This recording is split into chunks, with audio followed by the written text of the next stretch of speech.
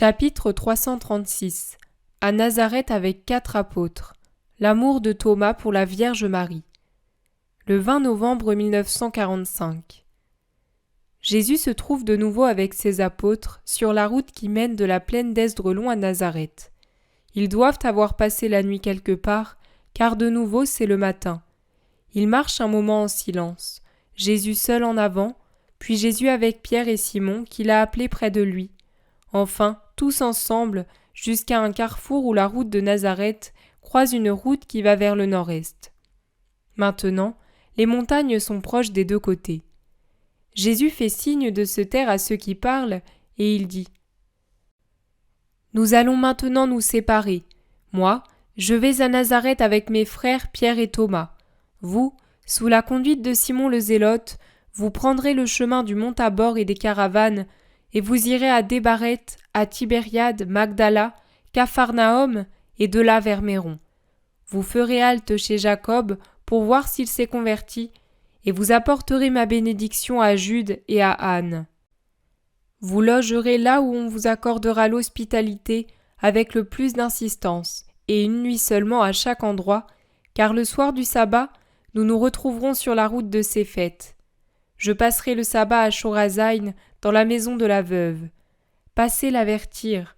De cette façon, nous achèverons de donner la paix à l'âme de Judas, qui sera convaincu que Jean ne se trouve pas non plus dans ses demeures hospitalières.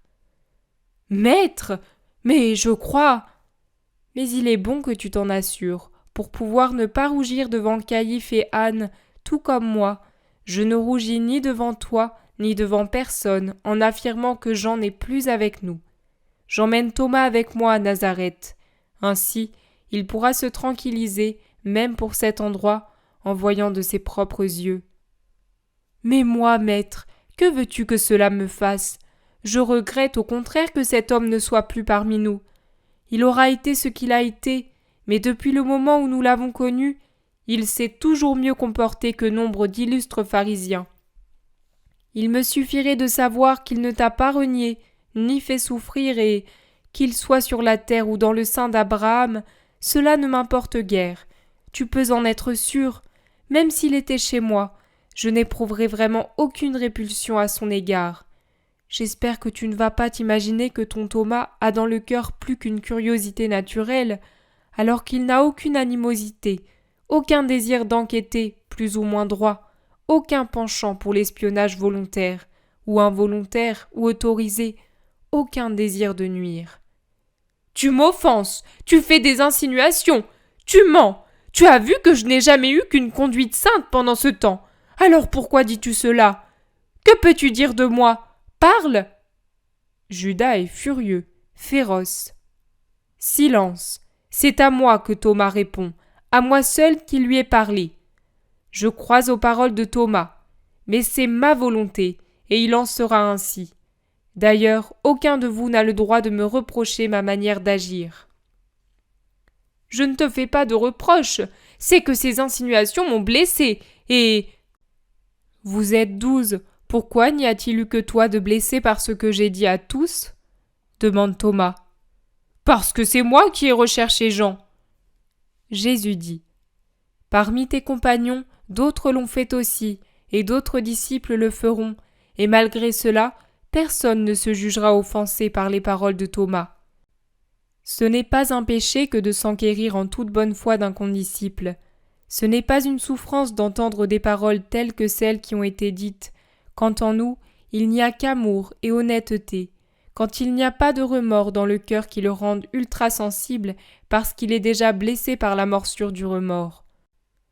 Pourquoi veux-tu faire ces remontrances en présence de tes compagnons ?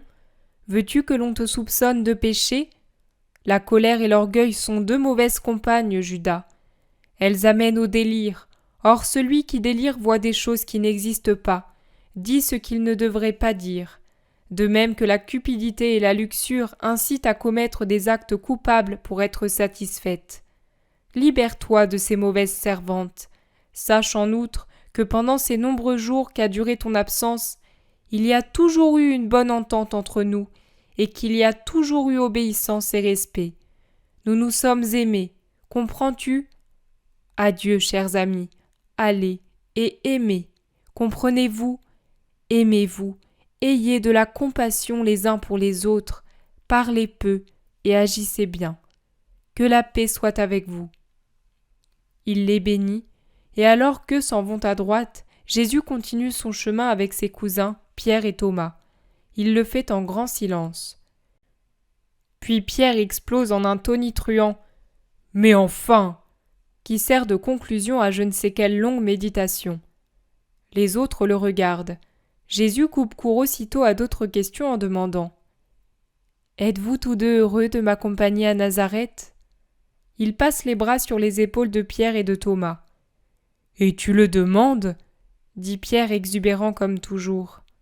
Thomas, plus calme, mais dont le visage grassouillé resplendit de joie, ajoute « Ne sais-tu pas que pour moi, être près de ta mère est une telle douceur que je ne trouve pas de mots pour te l'exprimer ?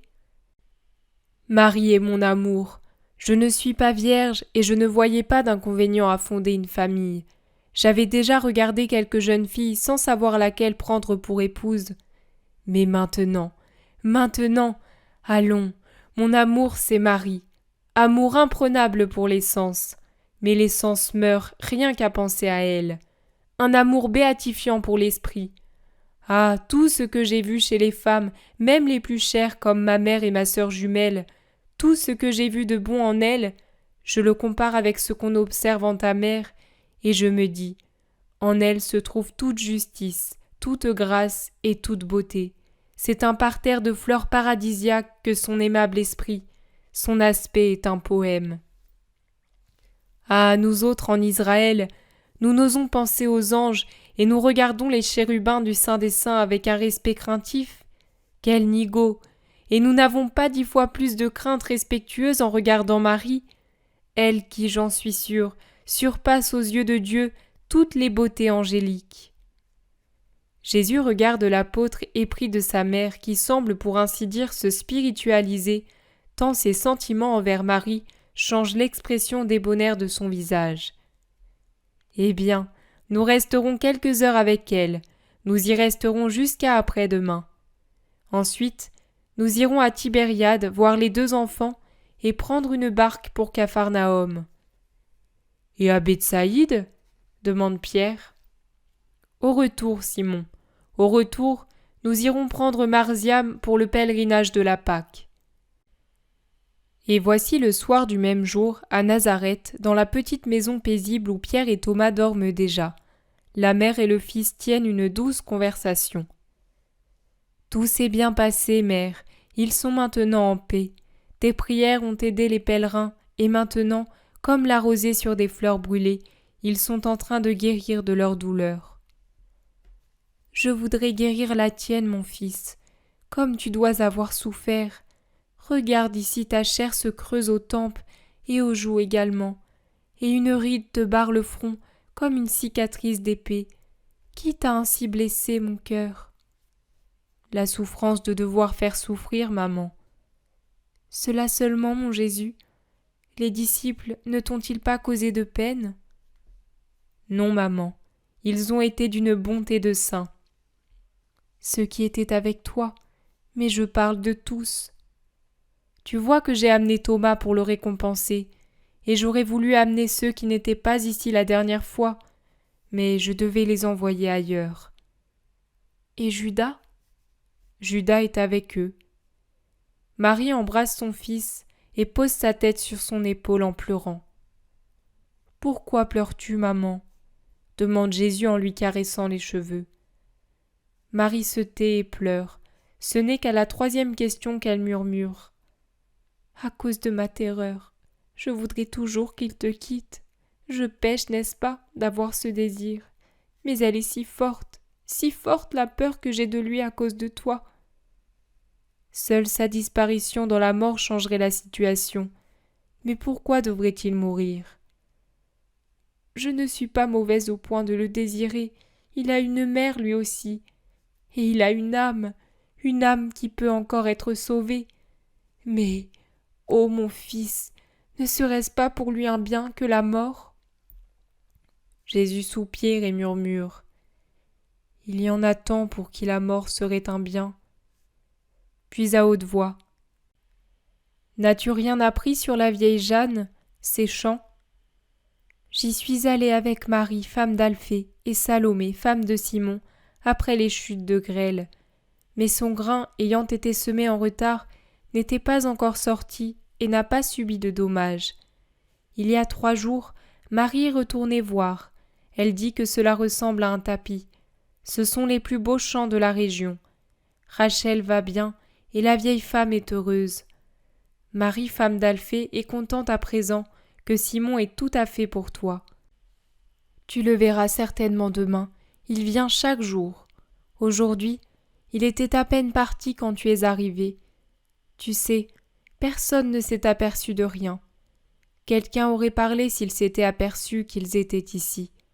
Mais si tu n'es pas trop fatigué, parle-moi de leur voyage. Et Jésus raconte tout à sa mère attentive, sauf sa souffrance dans la grotte de Jiphtaël.